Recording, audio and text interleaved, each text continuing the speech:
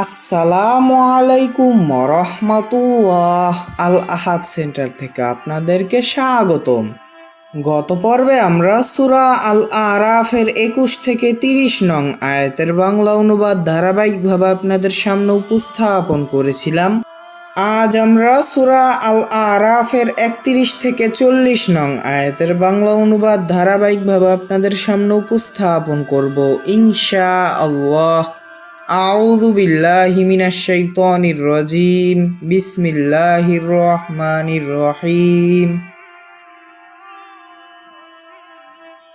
হে আদম সন্তানগণ, প্রত্যেক সালাতে তোমরা পোশাক ব্যবহার করবে। তোমরা খাও, পান করো, অপচয় করো না। নিশ্চয়ই আল্লাহ অপচয়কারীদেরকে ভালোবাসেন না। আপনি বলুন, কে হারাম করেছে পোশাক পরিচ্ছদ যা আল্লাহ তাআলা তার বান্দাদের জন্য সৃষ্টি করেছেন এবং পবিত্র খাদ্যদ্রব্য? আপনি বলুন, এসব কিছু ইহকালে মুমিনদের জন্য এবং বিশেষ করে পরকালে। এভাবেই আমি বিস্তারিত বর্ণনা করি আয়াতসমূহ ওই জাতির জন্য যারা জ্ঞান রাখে। আপনি বলুন, নিশ্চয় আমার রব হারাম করেছেন সব ধরনের অশ্লীল কাজ, যা প্রকাশ্যে এবং গোপনে এবং অন্যায়ভাবে বিদ্রোহ করা এবং আল্লাহর সাথে শরিক করা, এমন কিছু যার ওপরে আল্লাহ কোনো প্রমাণ নাজিল করেননি। এবং তোমরা বলবে আল্লাহ সম্পর্কে এমন কিছু যা তোমরা জানো না। প্রত্যেক জাতির জন্য একটি নির্ধারিত সময় আছে। যখন তাদের সময় আসবে তখন তারা এক মুহূর্ত বিলম্ব করতে পারবে না, এক মুহূর্ত আগেও করতে পারবে না। হে আদম সন্তানগণ, যদি তোমাদের মধ্য হতে তোমাদের নিকট রাসূলগণ আসে যে আমার আয়াতগুলো তোমাদের উপরে বর্ণনা করে, অতঃপর যে সাবধান হয় এবং সংশোধন করে, তাদের ওপরে কোনো ভয় নেই এবং তারা দুঃখিতও হবে না।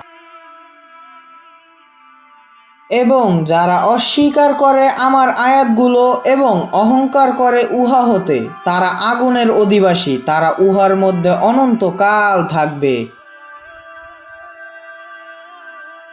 অতএব কে বড় জালিম ওই ব্যক্তির চেয়ে যে আল্লাহর উপরে মিথ্যা রচনা করে এবং তার আয়াতগুলো অস্বীকার করে? তারা তাদের ভাগ্যলিপিতে লেখা অংশটা ভোগ করবে। এরপরে যখন জান কবজের ফেরেশতাগণ তাদের কাছে উপস্থিত হবে, ফেরেশতারা জিজ্ঞাসা করবে, আল্লাহকে বাদ দিয়ে তোমরা কাদেরকে ডাকতেছিলে? তারা বলবে, তারা আমাদের থেকে হারিয়ে গেছে। এবং তারা নিজেদের বিরুদ্ধে সাক্ষী দেবে যে নিশ্চয়ই তারা অবিশ্বাসী ছিল। আল্লাহ বলবেন, তোমাদের পূর্বের জিন ইনসানদের মধ্য হতে যারা আগুনের মধ্যে আছে, তোমরা তাদের মধ্যে প্রবেশ করো। যখনই একটি দল উহাতে প্রবেশ করবে, তারা অভিশাপ করবে তাদের বোন সম্প্রদায়কে বা তাদের সমমানের সম্প্রদায়কে। সব শেষে যখন তারা সবাই উহাতে একত্রিত হবে, তখন পরবর্তীরা প্রথমবর্তীদেরকে বলবে, হে আমাদের রব, এরা আমাদেরকে পথভ্রষ্ট করেছে, অতএব তাদেরকে দ্বিগুণ শাস্তি দিন। আল্লাহ বলবেন, সকলের জন্য দ্বিগুণ, অথচ তোমরা জানো না।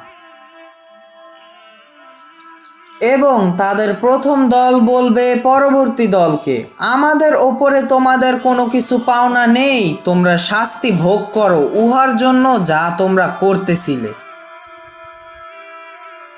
নিশ্চয় যারা অস্বীকার করে আমার আয়াতসমূহ এবং অহংকার করে উহা হতে, তাদের জন্য আকাশের দরজা খোলা হবে না এবং তারা জান্নাতে প্রবেশ করবে না যতক্ষণ না সূচের ছিদ্রে উট প্রবেশ করে। এভাবেই আমি শাস্তি দেই অপরাধীদেরকে।